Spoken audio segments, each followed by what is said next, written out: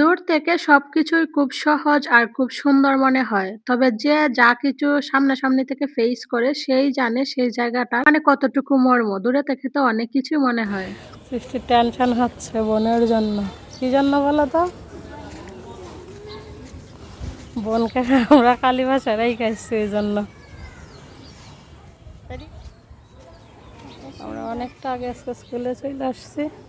আমরা যারা বাহিরে থাকি একা, একা বাচ্চা, সংসার সবকিছু সামলাই কেবলমাত্র আমরাই জানি আমাদের পরিস্থিতি কখন কি হয় আর কখন কিভাবে কি সামলাইতে হয়। দূরে থেকে অনেকেই মনে করে যে আমাদের জীবনটা মনে খুবই সহজ, খুবই সুন্দর আর খুবই পরিপাটি। তবে এই সহজ, সুন্দর, পরিপাটি সংসার করতে যে কতটুকু ফেস করতে হয় একা, একা একমাত্র আমরাই বুঝি। সৃষ্টির মন খারাপের কারণ ছিল হচ্ছে রাত্রিকে একা বাসায় রেখে গেছিলাম। সৃষ্টির যেহেতু পরীক্ষা রাত্রি কোনোমতেই ঘুম থেকে উঠতেছিল না। ওইদিকে আবার ওর পরীক্ষার টাইমও ওভার হয়ে যাচ্ছিল। তারপর কোনো দিশা-বিশা না পাইয়া ওকে আমি রুমে রেখে তারপর চলে যাই সৃষ্টিকে নিয়ে পরীক্ষার হলে। তো সেজন্য সৃষ্টির চিন্তা হচ্ছিল আর আমার যে কি পরিমাণে চিন্তা হচ্ছিল সেটা তো একমাত্র ঈশ্বর জানে আর আমি জানি। সে কি মনে করে এই যে আমরা বাসায় থাকি বাচ্চা-কাচ্চা নিয়ে আমাদের মনে কোনো কাজই নাই, কোনো কষ্টই নাই, সুখ আর সুখ। তো কখন যে কোন পরিস্থিতি সামলাইতে হয় একমাত্র ভগবান ভালো জানে। তারপর সৃষ্টিকে পরীক্ষার হলে বসায় দিয়ে আমি চলে আসলাম বাসায়। এবার হচ্ছে আমি হাতের যে কাজকর্মগুলো আছে সেগুলো সেরে নিব। আজকে যদি আমার বাসায় এক্সট্রা একজন মানুষ থাকতো তাহলে হয়তো এই পরিস্থিতিগুলো আমাকে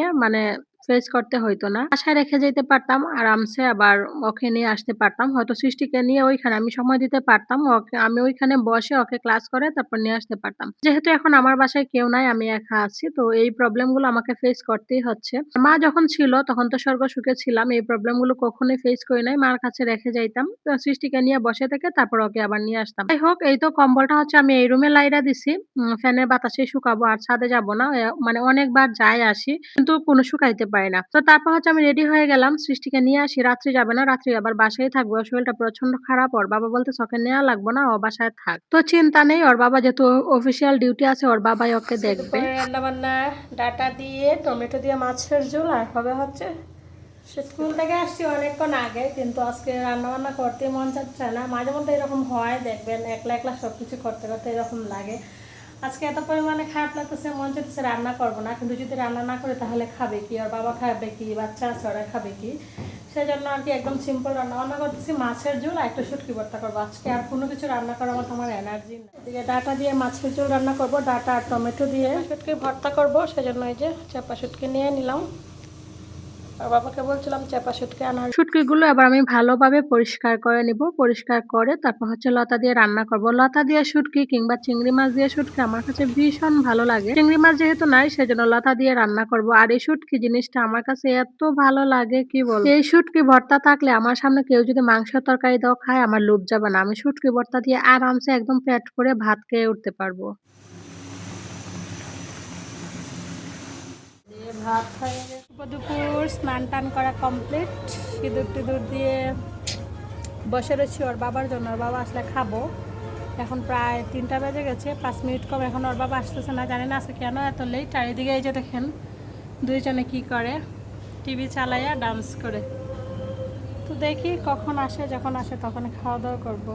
এখন বাজে বিকেল 4:30। ওর বাবু মাত্র আসলো। আইসা স্নান করলো। এই যে খাইতে বসছে। ওর বাবুকে খাওয়াইয়া আমিও খেয়ে নিব। শুভ সন্ধ্যা প্রিয় পরিবার। সন্ধ্যার সময় এই যে দেখেন আজকে হচ্ছে চাটা কিছু খাবো না। আজকে একদম ঘরোয়া খাবার খাবো। ছোট থাকতে যে খাবারগুলো খাইয়া বড় হইছি সেই খাবারগুলো তো প্রায় এখন ভুলেই গেছি। সেই খাবারগুলোই আজকে খাবো। দই চিড়া খাবো হচ্ছে কলা দিয়ে আর হচ্ছে গুড় দিয়ে। আর তার সাথে একটা ইসবগুলের প্যাকেট গুলো নিলাম দেখলেনই। এগুলোই থাকবে হচ্ছে আজকে আমাদের সন্ধ্যা নাস্তাতে। সবার জন্য থালে থালে বেড়ে নিলাম। এবার সবাইকে দিয়ে দিব। আর এই তো ইসবগুলটাও সবাই একসাথে খেয়ে নিব।